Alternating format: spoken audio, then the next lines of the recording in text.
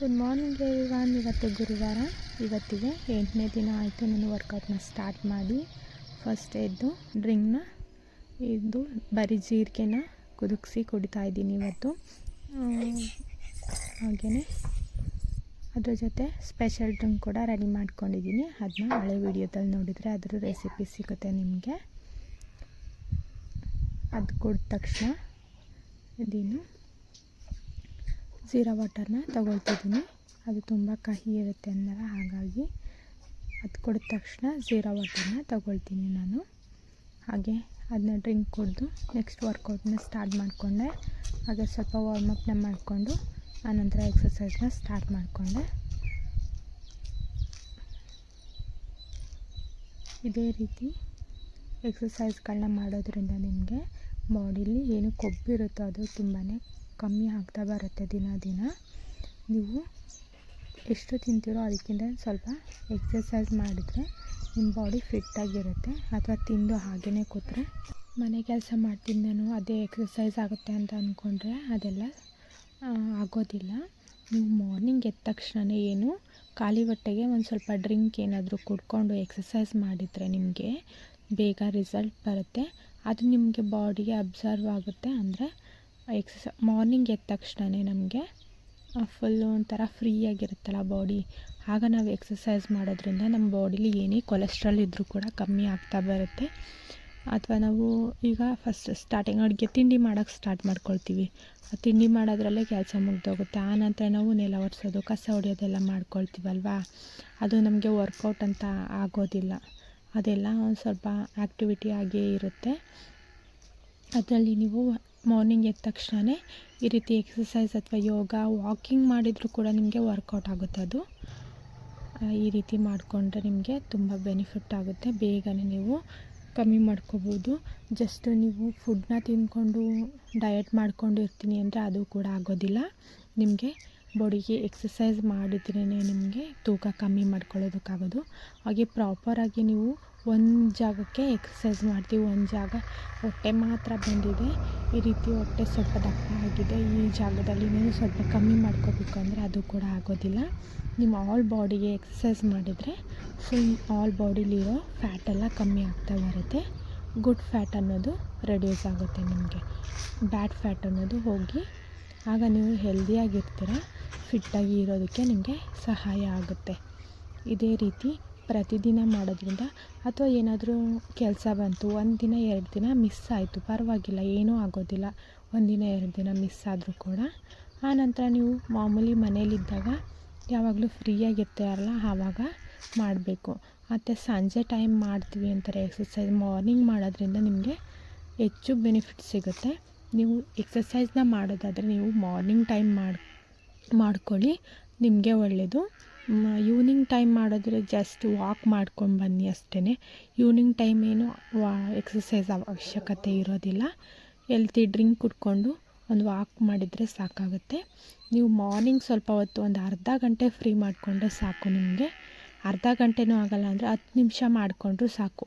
ಒಂದೇ ಎಕ್ಸಸೈಸ್ ಯಾವುದಾದ್ರೂ ನಿಮಗೆ ಈಸಿ ಆಗೋವಂಥ ಎಕ್ಸಸೈಸ್ನ ಒಂದು 10 ನಿಮಿಷ ಮಾಡಿದರೂ ಸಾಕು, ನಿಮಗೆ ವರ್ಕೌಟ್ ಆಗಿಬಿಡುತ್ತೆ. ಇದನ್ನು ನನಗೆ ಗೊತ್ತಿರೋದನ್ನ ನಿಮಗೆ ಶೇರ್ ಮಾಡಿದ್ದೀನಿ. ಕೆಲವರು ಹೇಳ್ತಿರ್ತಾರೆ ಇದೇ ಜಾಗ ಕರಗಿಸ್ಕೋಬೇಕು ಅಂತ, ಅಂಥವ್ರಿಗೂ ಕೂಡ ಹೆಲ್ಪ್ ಆಗಲಿ ಅಂತ. ಹಾಗೆ ಇನ್ನೂ ಒಂದು ವಿಷಯ ಹೇಳಬೇಕಿತ್ತು. ಇದನ್ನು ನನಗೆ ಯಾರೋ ಹೇಳಿದರು, ಅದನ್ನು ನಿಮಗೆ ಶೇರ್ ಮಾಡೋಣ ಅಂದ್ಕೊಂಡಿದ್ದೀನಿ. ನಮ್ಮ ಜಠರದ ರುಟೀನ್ ಸೂರ್ಯ ಯಾವ ಥರ ಹುಟ್ಟಿ ಮುಳುಗ್ತಾನೋ ಆ ಥರ ಇರುತ್ತಂತೆ. ಅಂದರೆ ಮಾರ್ನಿಂಗ್ ಎದ್ದಾಗ ಸ್ಲೋ ಆಗಿ ವರ್ಕ್ ಆಗ್ತಿರುತ್ತಂತೆ. ಆಗ ನಾವು ಲೈಟ್ ಫುಡ್ನ ಪ್ರಿಫರ್ ಮಾಡಬೇಕು. ಅಂದರೆ ಲಿಕ್ವಿಡ್ ಐಟಮ್ಸ್ ಅಥವಾ ಹೀಗೆ ಓಟ್ಸ್ ಮೀಲ್ ಮಾಡ್ಕೊಳ್ತೀವಲ್ಲ ಆ ರೀತಿ ಲೈಟ್ ವೆಯ್ಟ್ ಫುಡ್ನ ಪ್ರಿಫರ್ ಮಾಡಬೇಕು. ಹಾಗೆ ಮಧ್ಯಾಹ್ನ 11 o'clock ಹಂಗೆ ನೀವೇನಾದರೂ ಜ್ಯೂಸ್ ಕುಡ್ಕೋಬೋದು. ಅಂದರೆ ಸ್ವಲ್ಪ ಬಿಸಿಲು ಬರ್ತಿರುತ್ತಲ್ಲ ಹಾಗೆ 1 o'clock ಹಂಗೆ ನೀವು ಹೆಚ್ಚಾಗಿ ತಿನ್ಬೋದು. ಅಂದರೆ ಹೆಚ್ಚಾಗಿ ಅಂದರೆ ತುಂಬ ಫ್ಯಾಟಾಗಿ ಜಾಸ್ತಿ ಪ್ರಮಾಣದಲ್ಲಿ ತಿನ್ನೋಕೆ ಹೋಗಬಾರ್ದು. ನಮ್ಮ ದೇಹಕ್ಕೆ ಎಷ್ಟು ಬೇಕೋ ಅಷ್ಟು ಪ್ರಮಾಣದಲ್ಲಿ ನಾವು ಸೇವಿಸಬೇಕು, ಅಷ್ಟನ್ನು ತಗೋಬೇಕು. ಆನಂತರ ಮತ್ತೆ ಸ್ನ್ಯಾಕ್ಸ್ ಟೈಮಲ್ಲಿ ನೀವು ಹಾಗೆ ಕಮ್ಮಿ ಮಾಡ್ತಾ ಬರಬೇಕು. ಹೇಗೆ ಸೂರ್ಯನ ಶಾಖ ಹೇಗೆ ಕಮ್ಮಿ ಆಗ್ತಾ ಬರುತ್ತೋ ಆಗ ನಮಗೆ ಹೊಟ್ಟೆಲಿ ಕೆಲಸ ಕೂಡ ಕಮ್ಮಿ ಆಗ್ತಾ ಬರಬೇಕು. ಹಾಗೆ ಸ್ವಲ್ಪ ಲೈಟ್ ಫುಡ್ ತೊಗೋಬೇಕು. ಆನಂತರ ಲಾಸ್ಟಿಗೆ ನೈಟ್ ಕೂಡ ತುಂಬಾ ಲೈಟ್ ಫುಡ್ ತೊಗೋಬೇಕು, ಅಂದರೆ ಲಿಕ್ವಿಡ್ ಐಟಮ್ನ ತೊಗೋಬೇಕು. ಆಗ ನಿಮಗೆ ತುಂಬಾ ಡಯಟಿಗೆ ಒಳ್ಳೆಯದು, ಬೇಗನೆ ನೀವು ಕೊಬ್ಬನ್ನ ಕರಗಿಸ್ಕೋಬೋದು. ಈ ರೀತಿ ನಿಮ್ಮ ರೂಟೀನ್ನ ಫಾಲೋ ಮಾಡ್ಕೊಳ್ಳೋದ್ರಿಂದ ನಿಮಗೂ ಈಸಿಯಾಗಿರುತ್ತೆ, ಡಯಟ್ಗೂ ಕೂಡ ತುಂಬಾ ಹೆಲ್ಪ್ ಆಗುತ್ತೆ. ಇದು ನನಗೆ ಗೊತ್ತಿರೋದು, ಅದನ್ನ ನಿಮಗೆ ಕೂಡ ಶೇರ್ ಮಾಡಬೇಕು ಅಂತ ಅನ್ನಿಸ್ತು, ಅದಕ್ಕೆ ಶೇರ್ ಮಾಡ್ತಿದ್ದೀನಿ. ಹೀಗೆ ಇವತ್ತಿನ ಎಕ್ಸಸೈಸ್ನ ಈ ರೀತಿ ಸ್ಟಾರ್ಟ್ ಮಾಡಿ ಮುಗಿಸೋಕೆ ಬಂದೇ ಇದ್ದೀನಿ. ಇನ್ನು ಸ್ವಲ್ಪ ಇದೆ, ಅದನ್ನ ಮುಗಿಸ್ಕೊಂಡು ನೆಕ್ಸ್ಟ್ ನಾನು ಇವಾಗ ದೋಸೆಗೆ ನೆನೆ ಹಾಕಿಟ್ಟಿದ್ದೆ, ಅದನ್ನು ರುಬ್ಕೋಬೇಕು. ನೈಟೇ ರುಬ್ಬಿಟ್ಟಿದ್ದೆ, ಅದು ವೀಡಿಯೋನ ಮಾಡ್ಕೊಂಡಿದ್ದೆ. ಇಲ್ಲಿ ಹೆಸರು ಕಾಳು ಮತ್ತು ಉದ್ದಿನಬೇಳೆ ಅಕ್ಕಿ ಇಷ್ಟನ್ನು ಸಮ ಪ್ರಮಾಣದಲ್ಲಿ ನೆನೆ ಹಾಕಿಟ್ಟಿದ್ದೀನಿ, ಅದಕ್ಕೆ ಸರಿ ಹೋಗೋ ಅಷ್ಟು. ಹಾಗೆ ಇಲ್ಲಿ ಬೀಟ್ರೋಟ್ ಪಲ್ಯನ ಮಾಡೋಣ ಅಂದ್ಕೊಂಡೆ. ಬೀಟ್ರೋಟ್ನ ತೊಗೊಂಡು ಅದು ತೊಳೆದು ಇಟ್ಕೊಂಡಿದ್ದೆ, ಹಾಗೆ ಅದನ್ನ ಸಿಪ್ಪೆನೇ ತಕ್ಕೊಳ್ಳೋಣ. ಈಗ ತಿಂಡಿ ಮಾಡೋ ಅಷ್ಟರಲ್ಲಿ ನಾನು 11 ಗಂಟೆ ಆಗಿತ್ತು. 11 ಗಂಟೆಗೆ ನಾನು ಲಂಚ್ನ ಪ್ರಿಪೇರ್ ಮಾಡ್ಕೊಳಕ್ಕೆ ಸ್ಟಾರ್ಟ್ ಮಾಡಿದೆ. ಅಷ್ಟರಲ್ಲಿ ನಾವು ಎಲ್ಲೋ ಹೋಗಬೇಕಿತ್ತು, ಅದಕ್ಕೆ ಡಿಸೈಡ್ ಮಾಡಿಕೊಂಡು ಅಮ್ಮನ ಹತ್ರ, ಅಮ್ಮ ನಾಳೆ ಶುಕ್ರವಾರ ಅಲ್ವಾ, ಇವತ್ತಲೇ ಹೋಗ್ಬಿಡೋಣ ನಾಳೆ ಪೂಜೆಗೆ ಅಂತ. ಹಾಗಾಗಿ ಈಗ ಸ್ವಲ್ಪ ಬೇಗನೆ ಕೆಲಸನ ಮುಗಿಸ್ಕೊಳ್ತಿದ್ದೆ ಇವತ್ತಿಂದು.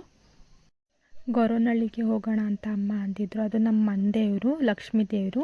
ಹಾಗಾಗಿ ಬೆಳಗಿನ ಪೂಜೆಗೆ ಅಲ್ಲಿಗೆ ಹೋಗಿದ್ರೆ ಪೂಜೆನ ಮುಗಿಸ್ಕೋಬೋದು, ಬೇಗನೂ ಬರೋದಕ್ಕೆ ಹೆಲ್ಪ್ ಆಗುತ್ತೆ ಅಂದ್ಕೊಂಡು. ಈಗ 11 ಗಂಟೆ ಆಗಿದೆ, ಈಗ ರೆಡಿ ಆಗಬೇಕು. ಫಸ್ಟು ತಿಂಡಿನ ಇದನ್ನು ಪ್ರಿಪೇರ್ ಮಾಡಿಟ್ಟು ಆನಂತರ ಸ್ನಾನ ಮುಗಿಸಿ ಪೂಜೆ ಎಲ್ಲ ಮಾಡಿ ಹೊರಡಬೇಕು. ಇಲ್ಲಿ ಟೊಮೊಟೊ, ಈರುಳ್ಳಿ, ಮೆಣಸಿನ್ಕಾಯಿ, ಕರಿಬೇವು ಎಲ್ಲನೂ ರೆಡಿ ಮಾಡಿ ಇಟ್ಕೊಂಡಿದ್ದೀನಿ. ಹಾಗೆ ಸ್ಟವ್ನ ಹಚ್ಕೊಂಡು ಪ್ಯಾನ್ನ ಇಟ್ಕೊಳ್ತಿದ್ದೀನಿ.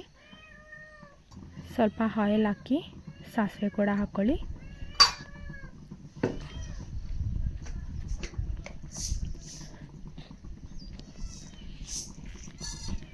ಸಾಸಿವೆ ಹಾಕಿ ಹಾಗೆ ಕರಿಬೇವನ್ನು ಸೇರಿಸ್ಕೊಳ್ಳಿ ಅದರೊಳಗಡೆ.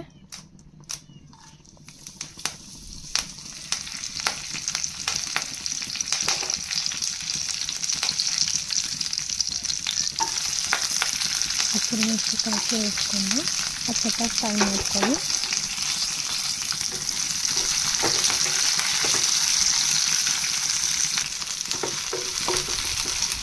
ಈಗ ಈರುಳ್ಳಿ ಸೇರಿಸ್ಕೊಳ್ಳೋಣ.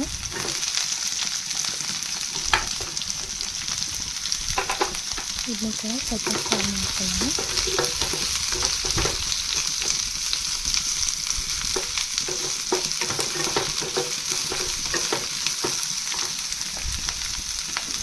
ಯಾವಾಗಲೂ ಕಾರಲ್ಲೇ ಹೋಗಿ ಕಾರಲ್ಲೇ ಕರ್ಕೊಬರ್ತಿದ್ರು, ಹಸ್ಬೆಂಡ್ ಇರ್ತಿದ್ರು. ಈ ಸಲ ಹಸ್ಬೆಂಡ್ ರಜಕ್ಕೆ ಬಂದು ಕರ್ಕೊಂಡು ಹೋಗೋಕ್ಕಾಗಲಿಲ್ಲ. ಹಾಗಾಗಿ ತುಂಬ ದಿನವೇ ಆಗಿತ್ತು ದೇವಸ್ಥಾನಕ್ಕೆ ಹೋಗಿ, ಅಂದರೆ ಮಂದೇವ್ರಿಗೆ ಹೋಗಿ ಅಲ್ಲಿಗೆ ಹೋಗೋಣ ಅಂತ ರೆಡಿ ಆಗಬೇಕಿತ್ತು. ಇವತ್ತು ಹೋಗಿ ನೈಟು ಅಲ್ಲಿ ರೂಮ್ಗೆ ಸಿಗುತ್ತೆ ಉಳ್ಕೊಂಡು ಮಾರ್ನಿಂಗ್ ಪೂಜೆಗೆ ಹೋಗೋಣ ಅಂದ್ಕೊಂಡಿದ್ದೀವಿ. ಹೊರಡಬೇಕು, ಸ್ನಾನ ಎಲ್ಲ ಮುಗಿದಿದೆ, ಇನ್ನೂ ರೆಡಿ ಮಾಡ್ತಾಯಿದ್ದೀನಿ ಊಟನ. ತಿಂಡಿ ಏನಂಗೆ ಆಗುತ್ತೆ ನನಗೆ. ಇಲ್ಲಿ ಟೊಮೊಟೊ ಕೂಡ ಹಾಕಿ ಮಿಕ್ಸ್ ಮಾಡಿದ್ದೀನಿ, ಸ್ವಲ್ಪ ಸಾಲ್ಟ್ ಹಾಕಿದ್ದೀನಿ. ಆನಂತರ ಇದನ್ನು ತುರಿದಿಟ್ಕೊಂಡಿರೋ ಬೀಟ್ರೋಟ್ನ ಸೇರಿಸ್ಕೊಳ್ತಿದ್ದೀನಿ.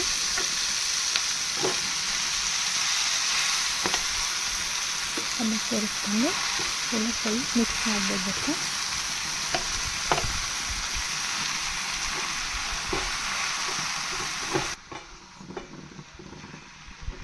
ಇದನ್ನು ಮಿಕ್ಸ್ ಮಾಡಿ ಆನಂತರ ಮುಚ್ಚಿ ಸ್ವಲ್ಪ ಹೊತ್ತು ಬೇಯಿಸ್ಕೊಳ್ಳೋಣ. ಅದು ಬೇಯಬೇಕು. ಒಂದು 5 ಮಿನಿಟ್ಸ್ ಮುಚ್ಚಿ ಬಿಡೋಣ. ಹಾಗೆಯೇ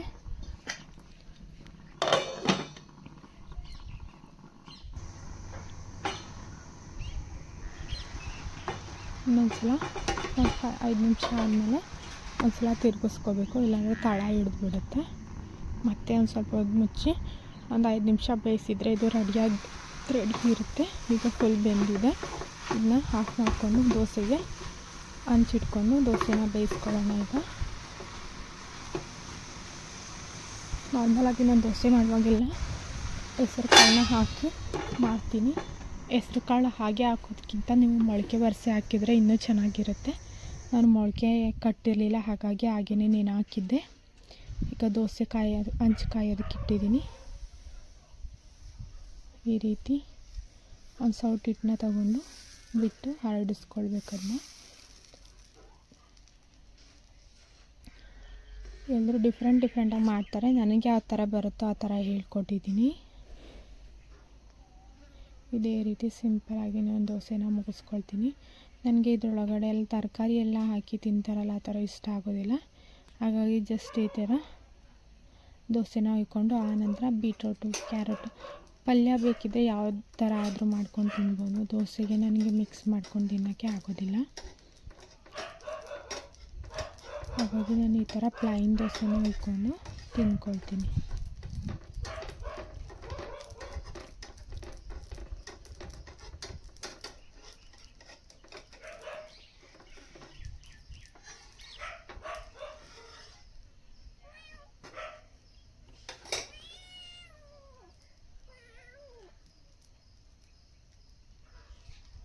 ಇದನ್ನ ಈಗ ಪ್ಲೇಟಿಗೆ ಸರ್ವ್ ಮಾಡ್ಕೊಳ್ಳೋಣ.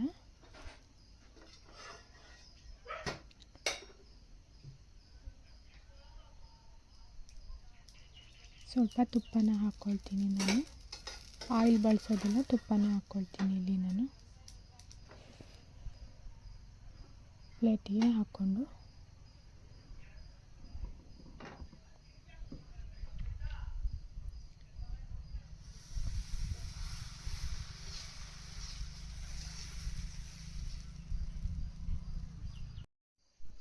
ಸ್ವಲ್ಪ ಪಲ್ಯನ ಹಾಕ್ಕೊಳ್ತೀನಿ. ಬೀಟ್ರೋಟ್ ಪಲ್ಯ ನನಗೆ ತುಂಬ ಇಷ್ಟ ಆಗುತ್ತೆ, ತಿನ್ನೋದಕ್ಕೂ ಕೂಡ ರುಚಿಯಾಗಿರುತ್ತೆ. ಇಲ್ಲಿ ಬಟ್ಟೆ ಎಲ್ಲ ಕಿತ್ತು ಹರಡ್ಬಿಟ್ಟಿದ್ದೀನಿ, ಪ್ಯಾಕ್ ಮಾಡಬೇಕು ಅದನ್ನೆಲ್ಲ. ತುಂಬ ಹೊಟ್ಟೆ ಹಸಿವಾಗಿತ್ತು, ಹಾಗಾಗಿ ಫಸ್ಟು ಊಟನ ಮುಗಿಸ್ಕೊಂಡು ಆನಂತರ ಪ್ಯಾಕ್ ಮಾಡ್ಕೊಳ್ಳೋಣ ಅಂದ್ಕೊಂಡು ಹಾಗೆಯೇ ಬಿಟ್ಟಿದ್ದೆ. ವಿಡಿಯೋದಲ್ಲೆಲ್ಲ ಬಂದುಬಿಟ್ಟಿದೆ ಅದನ್ನೇ. ಪರವಾಗಿಲ್ಲ, ಇದೆಲ್ಲ ಕ್ಲೀನ್ ಮಾಡ್ಕೊಳ್ತೀನಿ ನಾನು. ಬೇಗ ಬೇಗ ಊಟನೂ ಕೂಡ ಮುಗಿಸ್ಕೋಬೇಕಿತ್ತು. ಪಾಪುವನ್ನು ರೆಡಿ ಮಾಡಬೇಕಿತ್ತು. ಅವಳು ಸ್ನಾನ ಆಗಿದೆ, ಅವಳಿಗೆ ಡ್ರೆಸ್ ಹಾಕಿ ರೆಡಿ ಮಾಡಬೇಕು ಅವಳನ್ನ. ನಮ್ಮೂರಲ್ಲೇ ಡೈರೆಕ್ಟಾಗಿ ಬಸ್ ಸಿಗೋದಿಲ್ಲ, ಹಾಗಾಗಿ ನಾವು ಬಾಗೇಶ್ಪುರಕ್ಕೆ ಹೋಗಬೇಕು. ಅಲ್ಲಿಗೆ ಒಂದು 5 ಕಿಲೋಮೀಟರ್ ಆಗುತ್ತೆ ಬೈಕಲ್ಲಿ ಹೋಗಿ. ಅಲ್ಲಿಂದ ಅರಸೀಕೆರೆಗೆ ಬಸ್ಸಲ್ಲಿ ಹೋಗಬೇಕು. ಆನಂತರ ತುಮಕೂರಿಗೆ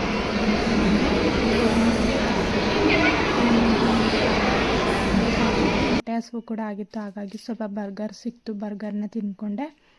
ನಾವು ದೇವಸ್ಥಾನದ ಹತ್ರ ಹೋಗೋ ಅಷ್ಟರಲ್ಲಿ 9 ಗಂಟೆ ಆಗಿತ್ತು. 9 ಗಂಟೆ ಆದಮೇಲೆ ಅಲ್ಲಿ ಹೋಗಿ ಫಸ್ಟು ರೂಮ್ನ ತಗೊಂಡು ಆನಂತರ ಊಟ ಇದೆ ಅಂದರು, ಹಾಗಾಗಿ ಊಟಕ್ಕೆ ಹೋದು. ಸೂಪರಾಗಿರೋಂಥ ಪಾಯಸ ಸಿಗುತ್ತೆ ಅಲ್ಲಂತೂ, ದೇವ್ರ ಪ್ರಸಾದ. ನನಗಂತೂ ತುಂಬ ಇಷ್ಟ ಆಗುತ್ತೆ, ಅದು ತುಂಬ ಟೇಸ್ಟಿಯಾಗಿರುತ್ತೆ. ಊಟ ಮುಗಿಸ್ಕೊಂಡು ಹಾಗೆ ಸ್ವಲ್ಪ ಹೊತ್ತು ಅಲ್ಲೇ ಕೂತಿದ್ದು. ಒಂದು 10 ಗಂಟೆ ಅಷ್ಟರಲ್ಲಿ ರೂಮ್ ಒಳಗೆ ಬಂದ್ವಿ. ಅಷ್ಟವರೆಗೂ ಸ್ವಲ್ಪ ಹೊತ್ತು ಅಲ್ಲೇ ಟೈಮ್ ಪಾಸ್ ಮಾಡಿಕೊಂಡು ಪಾಪು ಎಲ್ಲ ಇದ್ದರು, ಫ್ರೆಂಡ್ಸು, ಅಮ್ಮನ ಫ್ರೆಂಡ್ಸು, ನನ್ನ ಫ್ರೆಂಡ್ಸ್ ಎಲ್ಲ ಬಂದಿದ್ದರು. ನಮ್ಮ ಆಂಟಿ ಕೂಡ ಬಂದಿದ್ದರು, ಹಾಗೆ ಫ್ರೆಂಡ್ ಅವ್ರ ಅಜ್ಜಿನೂ ಕೂಡ ಕರ್ಕೊಬಂದಿದ್ದು. ಅವಳಿಗೂ ಒಂದು ಪಾಪು ಇತ್ತು. ನಮ್ಮ ಮನೆದೇವ್ರಲ್ವಾ, ಅವ್ರು ನೋಡಿಲ್ಲ ಅಂತಿದ್ಲು, ಹಾಗಾಗಿ ಈ ಸಲ ಹೋಗ್ತೀವಿ ಬರ್ತೀವಿ ಅಂತ ಕೇಳಿದ್ದಕ್ಕೆ ಅವಳು ಕೂಡ ಬಂದು ಅವಳನ್ನೂ ಜೊತೆಯಲ್ಲೇ ಕರ್ಕೊಂಡು ಹೋಗಿದ್ವಿ. ಇಬ್ಬರು ಮಕ್ಕಳು ಕೂಡ ತುಂಬ ಖುಷಿಯಾಗಿ ಆಟ ಆಡ್ಕೊಂಡಿದ್ರು. ಅಮ್ಮ ಇಲ್ಲೇ ವಾಕ್ ಮಾಡ್ತಿದ್ದಾರೆ ಹಾಗೆ. ಓಕೆ, ನೆಕ್ಸ್ಟ್ ನಾಳೆ ವೀಡಿಯೋದಲ್ಲಿ ದೇವ್ರ ದರ್ಶನ ಮಾಡಿದ್ದು ಅದೆಲ್ಲ ಫುಲ್ ವೀಡಿಯೋನ ಹಾಕ್ತೀನಿ, ಮಿಸ್ ಮಾಡದೆ ನೋಡಿ ಎಲ್ಲರೂ ಕೂಡ. ಇವತ್ತಿನ ವ್ಲಾಗ್ನ ಇಲ್ಲಿಗೆ ಕಂಪ್ಲೀಟ್ ಮಾಡ್ತಾಯಿದ್ದೀನಿ. ನಾಳೆ ನಾವು ವೀಡಿಯೋನ ಮಿಸ್ ಮಾಡದೆ ಎಲ್ಲರೂ ಕೂಡ ನೋಡಿ. ಓಕೆ, ಬಾಯ್.